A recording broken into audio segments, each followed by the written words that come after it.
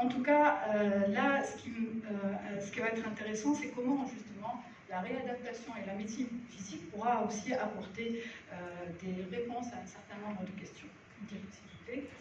Et donc, c'est une question qui a interpellé depuis des années, en tout cas, les grandes instances internationales. Et j'ai choisi de vous parler de deux plans quand même qui sont très importants. D'abord, le plan d'action international du vieillissement, avec un projet d'une stratégie sur une dizaine d'années, 2020-2030. Et vous voyez qu'il y a une grande partie sur la stratégie sur le vieillissement et la santé, qui est axée sur 5 objectifs. Et dans un, comme vous voyez, c'est d'adapter les systèmes de santé aux besoins des personnes âgées. Et donc, ça suppose un fonctionnement qui va être un tout petit peu plus différent, une façon de concevoir la santé, les politiques de santé qui va être un petit peu différente, s'il vous plaît. Et donc, le deuxième point, c'est le programme de l'OMS, qui est le REHAB 2030. Et parmi ce grand chantier, il y a un point qui est très important sur lequel ils insistent dessus et qui pousse justement les instances politiques de tous les pays à travailler dessus, c'est le vieillissement des populations, avec une augmentation du nombre de personnes vivant avec une maladie chronique, avec un problème de dépendance.